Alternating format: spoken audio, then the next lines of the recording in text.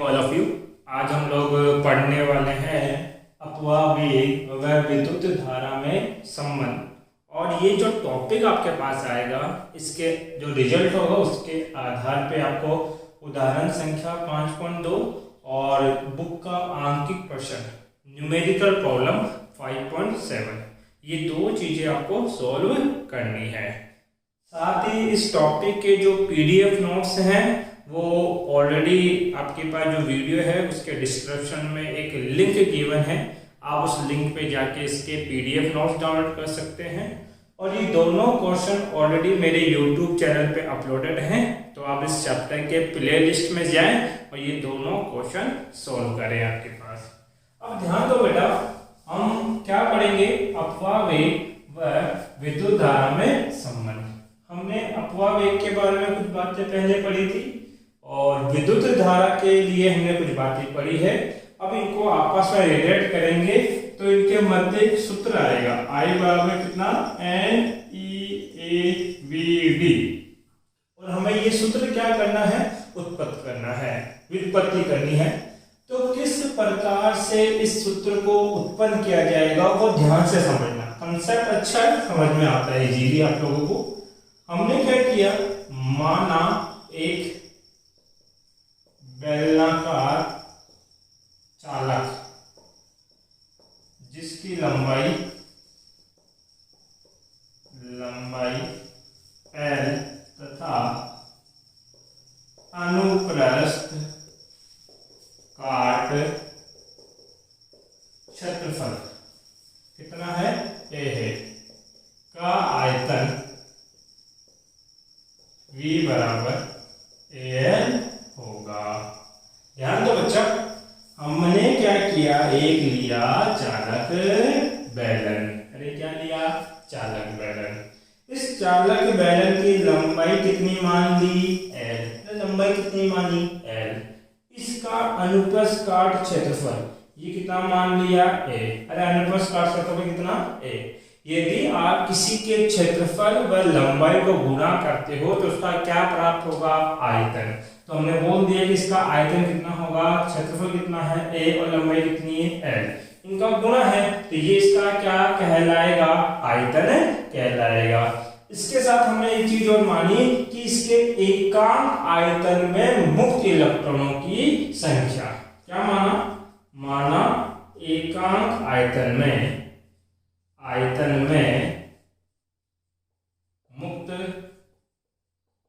इलेक्ट्रॉनों की संख्या कितनी है बेटा? स्मॉल n है। समझना इसका मतलब क्या है। देखो, इसका हमें संबंध ज्ञात करना है। हम क्या करेंगे, धारा का मान होता है I बराबर Q बट्टे में T। तो सबसे पहले किसका मान ज्ञात करेंगे? आवेश का। और फिर किसका मान ज्ञात करेंगे? समय का। आवेश का जो भी मान है वो यहाँ रख देंगे, समय का मान यहाँ रख देंगे और इनका अनुपात निकालेंगे तो आपको धारा व अपवाह वेग के मध्य संबंध प्राप्त हो जाएगा। कंसेप्ट ये रहेगा। तो सबसे पहले हमें क्या निकालना है? आवेश। तो आवेशों की गणना किस प्रकार से करनी है उसका एक छोटा सा उदाहरण देता हूं। मान लो बच्चा, ये आपके पास एक बेलन है और उस बेलन का एकांक आयतन, अर्थात मैंने 1 मीटर क्यूब काटा। कितना काटा? 1 मीटर क्यूब एकांक आयतन काटा। 1 मीटर क्यूब में इसके इलेक्ट्रॉनों की संख्या गिनी तो वो कितने इलेक्ट्रॉन थे? 10 इलेक्ट्रॉन। अरे कितने इलेक्ट्रॉन थे? 10। एक उदाहरण दे रहा हूं।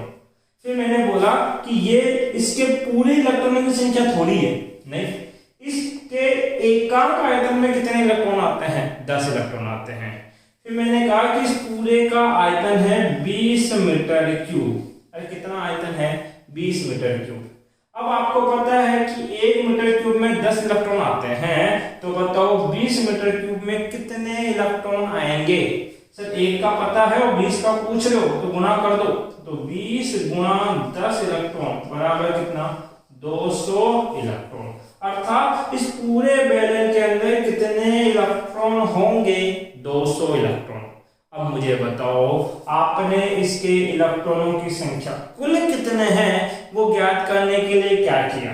सर पहले हमें पता होना चाहिए कि एकांक आयतन में कितने हैं।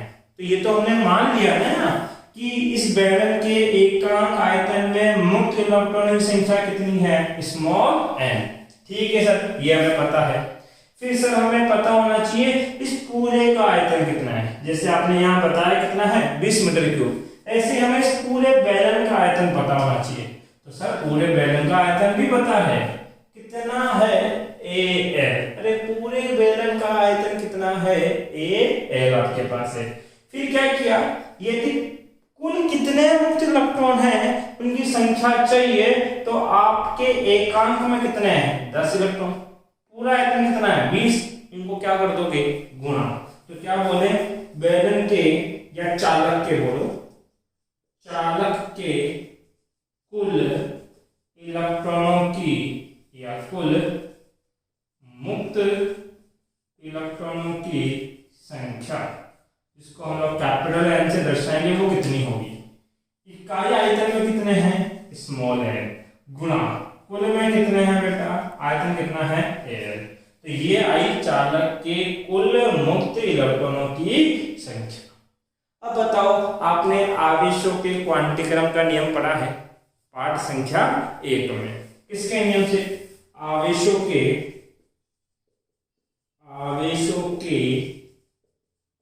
क्वांटीकरण के नियमानुसार। बताओ आवेश का मान कितना होता है सर, वो होता है N। आवेश का मान कितना होता है N, और N क्या होते हैं, कुल मुक्त इलेक्ट्रॉनों की संख्या। तो सर Q बराबर, इस N का मान तो हमें पता है कितना होगा NaLe। मैंने कहा था यदि संबंध चाहिए तो धारा I बराबर कितना होता है Q बट्टे में T। पहले Q का मान ज्ञात करो, फिर किसका मान ज्ञात करो, समय का, और दोनों का मान रख दो तो इनके मध्य क्या प्राप्त हो जाएगा आप लोगों को, संबंध। तो देखो हम अब तक Q का मान ज्ञात कर चुके हैं, अब किसका मान ज्ञात करना है, समय का।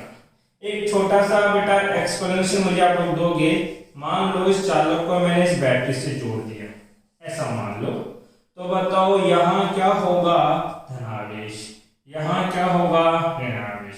तो यहाँ का जो इलेक्ट्रॉन होगा वो इलेक्ट्रॉन इस नेगेटिव से क्या होगा, प्रतिप्रशित, और पॉजिटिव की ओर क्या होगा, आकर्षित। तो क्या ये इस विद्युत क्षेत्र, ये जो आपने प्लस और ये माइनस, ये क्या उत्पन्न कर दिया आपने, बाहरी विद्युत क्षेत्र। इस बाहरी विद्युत क्षेत्र की उपस्थिति में ये इलेक्ट्रॉन इस ऋणात्मक से कहां जाएगा, धनात्मक की ओर। क्या करेगा, गति करेगा। तो क्या होगा उसका वेग, वो वेग कितना होगा, Vd। अरे अपवाह वेग की परिभाषा यही तो बताई थी आप लोगों को कि बाहरी विद्युत क्षेत्र की उपस्थिति में इलेक्ट्रॉन जितने औसत वेग से गति करेगा वो वेग ही क्या कहलाएगा, अपवाह वेग कहलाएगा। तो कितने वेग से आ रहा है, Vd। मुझे एक चीज समझाओ, यदि इलेक्ट्रॉन इस सिरे से चल के इस सिरे तक पहुंच रहा है तो कितनी दूरी तय करनी पड़ रही है, सर जितनी इस बेलन की लंबाई है, लंबाई कितनी L, तो दूरी भी कितनी तय करेगा, L दूरी तय करेगा। तो हमने बोला इलेक्ट्रॉन द्वारा Vd वेग से L दूरी तय करने में लगा समय कितना होगा। अरे 11वीं क्लास में पढ़ा था ना, वेग बराबर दूरी बट्टे में क्या, समय। तो बताओ यहाँ से समय बराबर क्या हो जाएगा, समय उधर चला जाएगा और वेग नीचे आ जाएगा। समय बराबर होगा दूरी बट्टे में क्या, वेग। अब बताओ दूरी का मान कितना, कितनी दूरी L, कितने वेग से, Vd से। तो T बराबर कितना आ गया, L बट्टा Vd। इसको बना लो समीकरण नंबर 1, इसको बना लो समीकरण नंबर 2। अभी हमें संबंध ज्ञात करना है, तो ध्यान दो इसके धारा के समीकरण से। धारा क्या थी, I बराबर Q बट्टा T।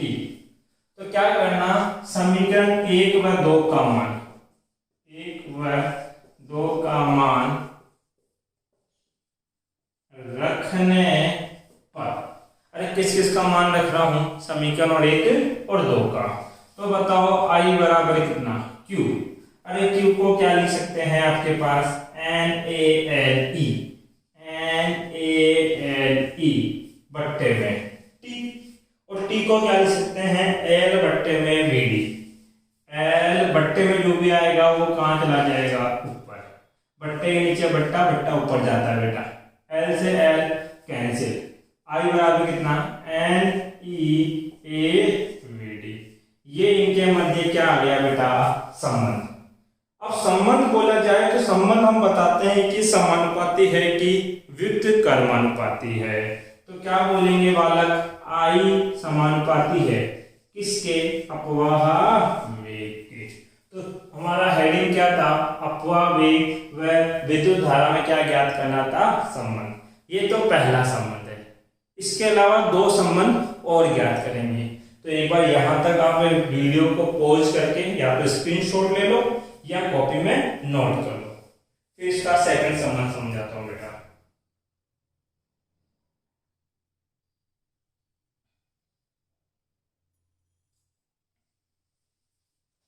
अरे इतनी अच्छी बात में कोई दिक्कत है क्या, देखो बालक,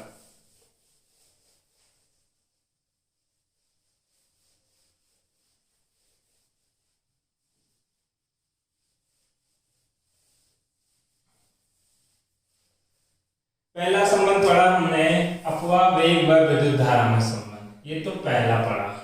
दूसरा हम पढ़ेंगे अपवाह वेग व आपके पास विभव में संबंध। अरे अपवाह वेग व विभव में संबंध कैसे, हम जानते हैं, क्या जानते हैं सर, हम सब जानते हैं कि किसका संबंध किसके साथ चलता है स्कूल में, इसका संबंध उसके साथ, इसका चक्कर उसके साथ है, बस यही तो करते हो तुम लोग, पढ़ाई तो करते नहीं। हम जानते हैं विभव व विद्युत क्षेत्र में संबंध। अरे आपने विद्युत विभव व विद्युत क्षेत्र में संबंध पढ़ा, कहाँ पढ़ा, पाठ संख्या 2 में।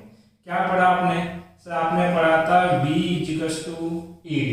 अरे V = ED, वहां पे दूरी d लेते थे और यहाँ पे चालक ले रहे हैं जिसकी लंबाई कितनी है, L, तो d की जगह L। यदि d की जगह L लिख रहे हो तो बताओ आपके पास E बराबर कितना हो जाएगा, V बटे में L। तथा अपवाह वेग का मान कितना पढ़ा आपने, Vd = कितना, E टाउ बट्टे में m। अरे क्या पढ़ा आपने, E टाउ बट्टे में m। ये E क्या है, विद्युत क्षेत्र का मान कितना है, V बट्टा A। अरे मान रख दो कितना हो जाएगा, E टाउ, E की जगह V बट्टा L m। अब ध्यान दीजिए बेटा, आपके पास ये आया किसके मध्य, आपके पास अपवाह वेग और ये कौन है, विभव, इनके मध्य क्या आया, संबंध। तो जो संबंध होता है वो कैसा होता है, समानुपाती का। अरे कैसा संबंध होता है, समानुपाती का। तो ये दूसरा संबंध आपने पढ़ा। एक बार वीडियो पॉज करके इसका भी स्क्रीनशॉट ले लो। अब जो तीसरा संबंध हम पढ़ने जा रहे हैं वो देखो बेटा, धारा घनत्व। तीसरा क्या है बेटा, या ऐसे लिख दो, अपवाह वेग व धारा घनत्व के मध्य संबंध। देखिए अभी आपने एक सूत्र पढ़ा, हम जानते हैं I बराबर कितना, NeAVd। I बराबर कितना, NeAVd। एक चीज समझाओ, धारा घनत्व की परिभाषा क्या थी। धारा घनत्व क्या होता है, एकांक क्षेत्रफल में बहने वाली धारा। क्या कहलाती है बेटा? धारा घनत्व कहलाती है। तो हमने पढ़ा है यहाँ J बराबर कितना होता है? I बट्टा A। तो ऐसा करो, इस एक को बट्टे में लियो तो I बट्टा A बन जाएगा कितना? NEVD। I बट्टा A को क्या लिख सकते हैं बच्चा? J बराबर NEVD। हमें क्या चाहिए था आपके पास? अपवाह वेग व धारा घनत्व के मध्य संबंध। तो संबंध कैसा प्राप्त हुआ बेटा आपके पास? समानुपाती का। अगर इस टॉपिक से रिलेटेड आपका कोई डाउट है तो आप कमेंट बॉक्स में पूछ सकते हैं।